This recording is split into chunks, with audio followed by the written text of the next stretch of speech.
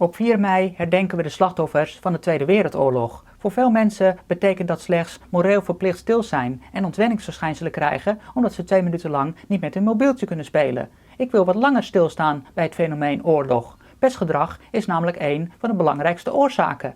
Durf jij de vraag te stellen wat je eigen gedrag daaraan bijdraagt? Pestgedrag kan iets kleins laten escaleren tot iets extreem groots. Daar zijn we allemaal verantwoordelijk voor.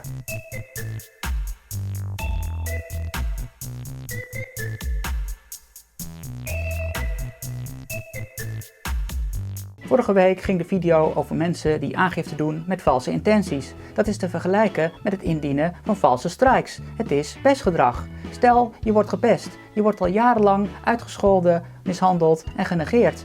De pestkop roept dat je het zelf hebt uitgelokt. De leerkracht gelooft dat. Je hebt niks gedaan, maar je wordt toch gestraft. Datzelfde was het geval in de video van vorige week. Ik word al tijdenlang belaagd door haters. De pestkoppen roepen dat ik het zelf heb uitgelokt, dat ik beledig en discrimineer. Ik word gestraft, maar ik heb in feite helemaal niks gedaan. Mensen zeggen, waarom neem je dan niet gewoon wraak? Omdat dat alleen maar zorgt voor meer escalatie. Het gaat dan van kwaad tot erger en dat wil je juist voorkomen. Pestgedrag kan makkelijk escaleren. Het begint klein. Het slachtoffer heeft een bril, een beugel, een snor of een mening. De pestkop noemt dat uitlokken, beledigen of discrimineren. Hij vindt daarom dat hij het recht heeft om iets te doen wat 10 keer erger is, zoals schoppen, slaan of schelden. Veel mensen keuren dat direct of indirect goed. Ze negeren het of ze geven de pestkop gelijk. Ze vergeten dat als deze redenatie goed is en zij consequent zijn, het slachtoffer dus ook het recht heeft om iets te doen wat 10 keer erger is dan hem is aangedaan. Bijvoorbeeld geweld of moord. Als er hele groepen of landen bij betrokken raken, dan kan er oorlog van ontstaan. Iets kleins kan makkelijk escaleren tot iets groots, als niemand bereid is de spiraal van negativiteit te doorbreken. Adolf Hitler wilde kunstschilder worden. Hij solliciteerde bij de kunstacademie. Daar werd hij afgewezen. Later werd hij voor nog meer werk afgewezen. Hij kwam nergens meer aan de bak. Overal waar hij kwam en keek, zag hij dezelfde mensen, dezelfde haters.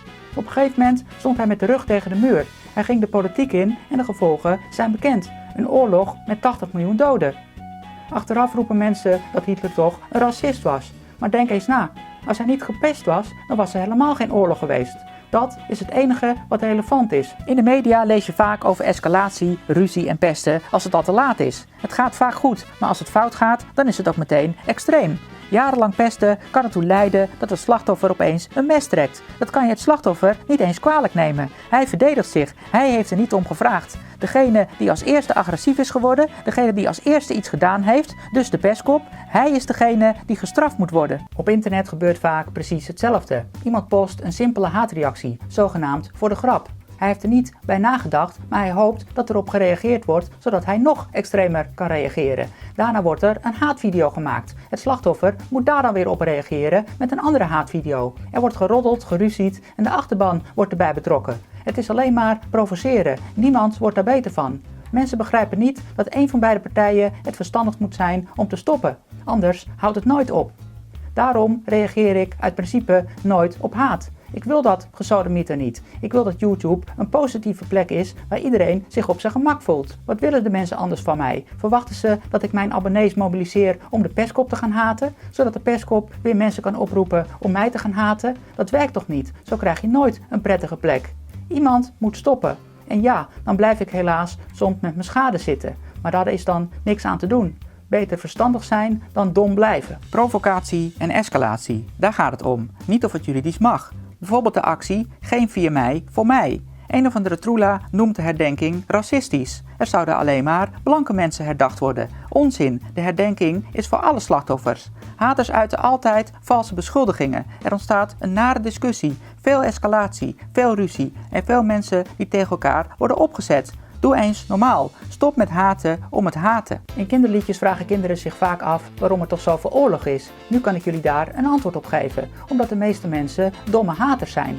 Altijd maar op een negatieve manier aandacht vragen. Niet voor reden vatbaar zijn. Altijd maar doorgaan en nooit willen stoppen. Waarom doen mensen dat toch?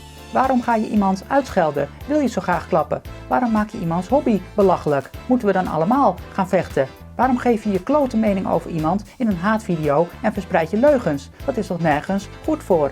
Stop daar nou eens een keertje mee, voordat het echt uit de hand loopt. Soms vraag ik me af hoe lang ik nog de nette meneer kan blijven als ik continu aangevallen word. Als er dan toch oorlog uitbreekt, geef ik geen cent meer voor je leven.